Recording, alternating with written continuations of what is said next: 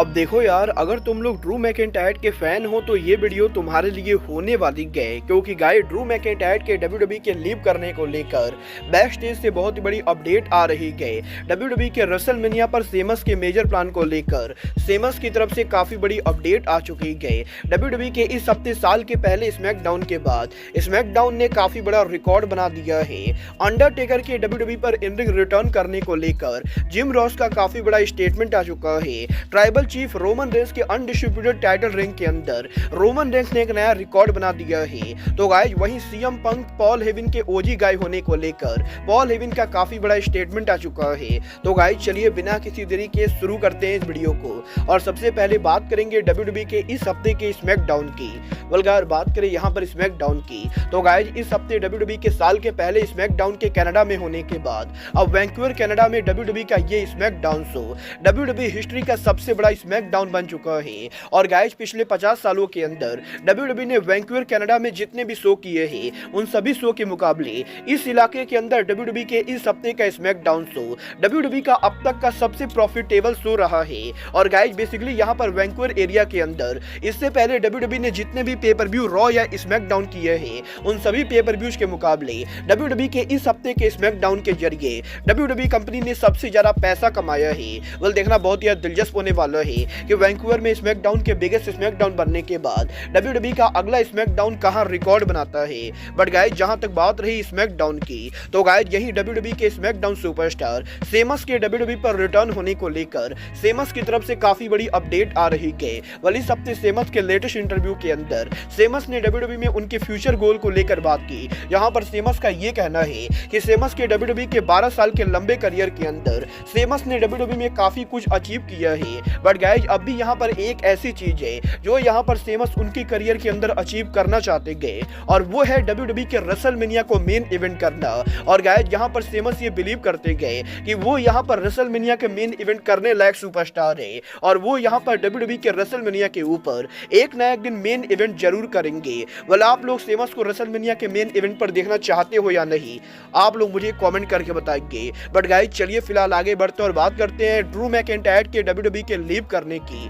Guys ये बात तो मैं आप लोग को ऑलरेडी बता चुका हूँ कि ड्रू मैकिंटायर के WWE का करंट कॉन्ट्रैक्ट रेसलमेनिया 40 से पहले ओवर होने वाला है।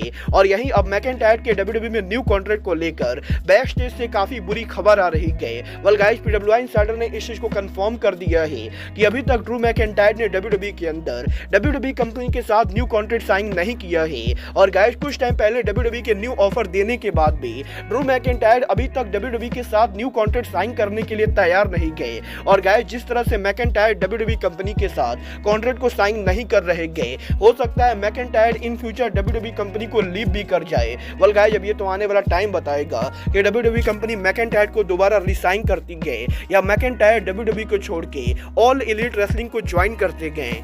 बट गाइस चलिए फिलहाल आगे बढ़ते हैं और बात करते हैं दी अंडरटेकर के WWE में पॉसिबल इन रिंग रिटर्न की। गाइस ये बात तो हम सभी लोगों को मालूम है, अंडरटेकर ने लास्ट ईयर WWE से ऑफिशियली उनका रिटायरमेंट ले लिया था। और गाइस अंडरटेकर के WWE से रिटायर होने के बाद वो यहाँ पर अब WWE के अंदर दोबारा कम्पीट नहीं करने वाले गए। बट गाइस यही इस हफ्ते WWE के लॉन्ग टर्म अनाउंसर और hall of famer gym Ross के लेटेस्ट पॉडकास्ट के ऊपर जिम रॉस ने अंडरटेकर के फ्यूचर को लेकर काफी बोल्ड स्टेटमेंट दिया है। जहां पर जिम रॉस का ये कहना है कि अंडरटेकर रेसलिंग इंडस्ट्री का एक ऐसा रेसलर है जो अपने कैरेक्टर की वजह से काफी ज्यादा फेमस हुआ था। और गाइज अगर यहाँ पर अंडरटेकर चाहे तो वो यहाँ पर उनके एक और मैच को लड़ने के लिए आराम से रिटर्न कर सकते गए। और गाइज जिम रॉस ये बिलीव करते गए कि फ्यूचर में WWE के किसी न किसी रेसलमेनिया के ऊपर अंडरटेकर डेफिनेटली उनका रिटर्न करेंगे। और गाइज WWE के अंदर फैंस को दोबारा अंडरटेकर एक और मैच लड़ते हुए जरूर दिखाई देंगे।